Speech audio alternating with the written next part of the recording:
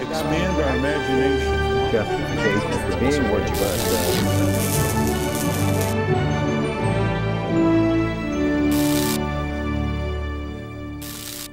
Welcome to Washington Unplugged. I'm Sharyl Attkisson. It's been about 24 hours since the president announced Solicitor General Elena Kagan as his pick for the next Supreme Court justice. There's already some opposition to her nomination from both sides of the aisle. And Tumulty is the Washington Post national political correspondent. She says activists and politicians jumped in early yesterday to define this summer's debate over Kagan's confirmation. Karen joins us now. First of all, let's talk about what some conservatives and liberals do like about this candidate. Well, one thing is that there's just not a lot of ammunition to use against her. Elena Kagan is, by all accounts, bright, collegial, and she is going to be if she's confirmed, she would be the first justice to come to the Supreme Court in almost 40 years with no experience on the bench, which means we don't have the kind of paper trail of opinions that we have seen the Senate Judiciary Committee rake over in past confirmation fights. In some ways, lack of a paper trail can be a good thing for someone going through this kind of scrutiny, but don't some people who may question her nomination think that she needs judicial experience to sit in this position? That's right. Certainly a lot of conservatives were already raising questions about that. And also the whole idea that unsettles, I think, people on the left and the right is the degree to which her judicial philosophy is a mystery at this point.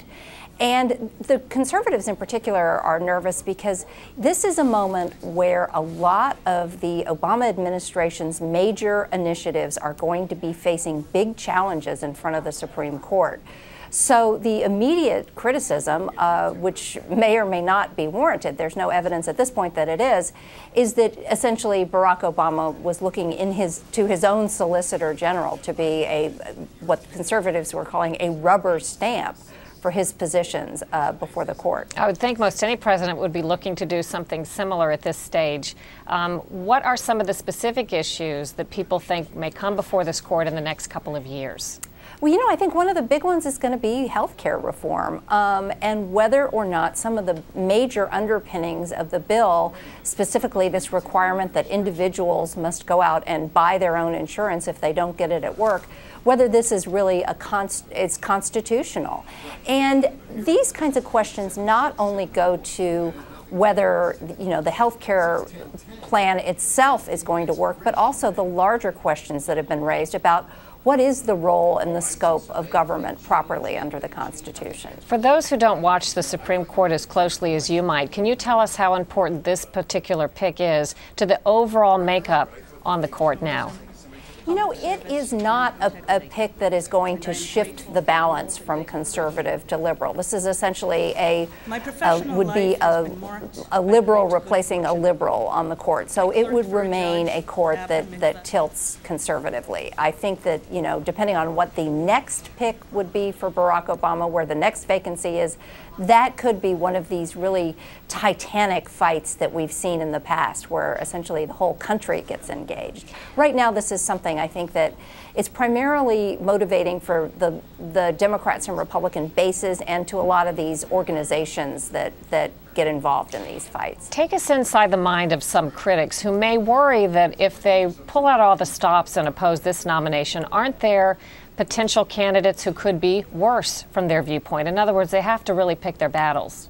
That's right. Elena Kagan was not, from a conservative perspective, there were candidates for whom they would have had much stronger objections, particularly, for instance, appeals court judge Diane Wood, who was a real favorite of the left, and they were hoping that putting somebody like her on the court would essentially provide a sort of intellectual counterbalance to Antonin Scalia, who is seen as really pulling the court to the right. Karen, do you think she'll be confirmed? At this point, barring any great surprise, barring something we don't know about maybe in her records as in her work for the Clinton administration, I think this is going to be a relatively easy confirmation. Karen Tumulty from the Washington Post, thanks so much for your perspective. Thank you, Sharyl. Now on to foreign affairs. Afghan President Hamid Karzai is in Washington this week. In a meeting at the State Department this morning, Secretary Hillary Clinton, the Secretary of State, pledged a long-term commitment to Afghanistan. President Karzai will also meet with President Obama at the White House tomorrow. Our CBS senior national security analyst Juan Zarate joins me now. First, give us the brief rundown. Remind us of this contentious relationship between Karzai and the White House, or you might say the West. Well, Sharyl, I think this is really a fence-mending and face-saving visit for Hamid Karzai. This was the visit that was on the verge of being canceled, according to the White House, given the tension between Washington and Kabul. Recall that in light of President Obama's visit to Kabul, some of the harsh statements made by the administration, including the National Security Advisor, about levels of corruption not being addressed by the Karzai administration, lack of good governance. That led to then Karzai's hyperbolic statement saying he might join the Taliban, and a lot of tension that now the administration has tried to tamp down. And so in this visit, you're going to see a lot of fence mending, a lot of talk about long-term partnership between the parties, and frankly the fact that Hamid Karzai is the elected representative of the Afghan people and somebody we have to work with, like it or not. Has the administration had some hard discussions behind closed doors on exactly how to handle him? Have you seen them change their approach with him? Absolutely. I think over the past few months, and in particular in the run-up to this visit, there has been a tamping down of the public discussion and criticism of the Karzai administration. I think a lot of that now, the issues of governance, corruption, problems with local governance and legitimacy of this government are taken behind the scenes and are now being handled quietly. What you see in public is much more of the praise, the discussion of long-term engagement, partnership.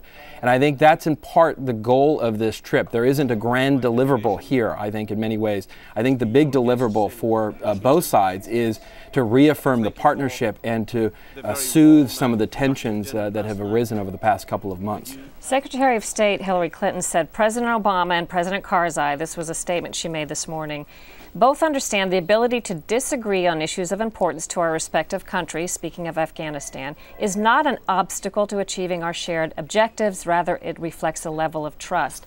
Some people who don't understand the intricacies of diplomacy and the international workings the way you do might say, what is there really to disagree on? Don't we all have the same goal, which is making sure the terrorists don't use that country as a launching point and a developing point? What else is there to disagree on?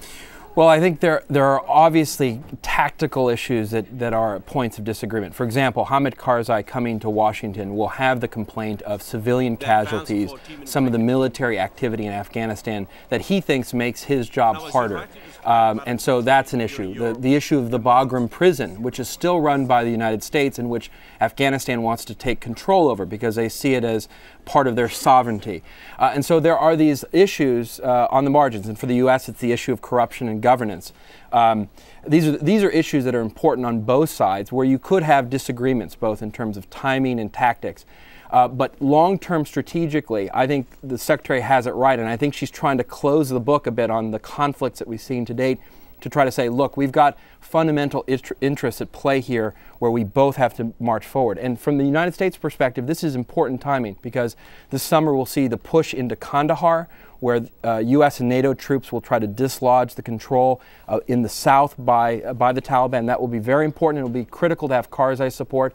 You also have talks of reconciliation with the Taliban. What does that look like? What are the terms of that? Are things like women's rights going to be on the table if you're starting to negotiate with some of the hardliners from the Taliban? And so all of these are issues that need to be dealt with and confronted. And as you say, I think, Sharyl, you've got fundamental interests at play here that you have to talk about. On some of these disagreements or the verbal play that goes on between the United States and Afghanistan, it seems as though even Karzai agrees there's a corruption problem in his country, but he seems to lay blame at the foot of the West in some comments he made.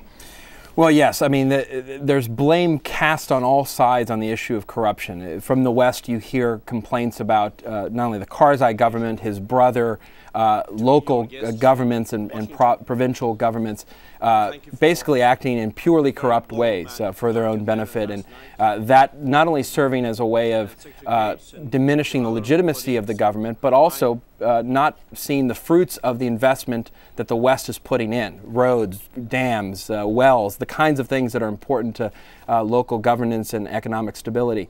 On the other side, you see the Afghans saying, well, you know, the NGOs that are coming in, the Western presence is actually fueling a good bit of this, and there's a lack of coordination as to how this aid is coming into the country. And so Karzai, you've heard over the years talk about the inability to actually control the investments and money coming into the country, which he thinks has fueled a bit of this dispersed corruption throughout the country. As the United States tries to maintain a delicate, good relationship with Afghanistan, what could go wrong? What is the thing the United States must avoid in these interactions? Well, I think first and foremost, you can't have too many more public spats or fractures. I think that does damage to Karzai and his reputation, his ability to make deals and to be empowered on the ground, as well as his reputation internationally. I mean, his reputation is important not just in the context of the U.S., but other NATO forces and other forces who are in the country investing blood and treasure into this campaign. And so there has to be a semblance of credibility and partnership that's built between the two parties. I also think when you get into some of these thorny issues about Taliban reconciliation, what that looks like, what are the conditions or preconditions for those issues, those are the kinds of things that need to obviously be discussed in the open, but if there are points of contention, need to be happening in private.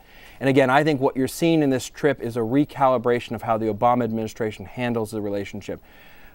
Perhaps the criticism is happening, but it's happening quietly behind closed doors. The praise, the long-term relationship building is happening publicly, and I think that's the right balance. Juan Zarate, thanks for telling us what you know. Thank you, Appreciate Cheryl. it.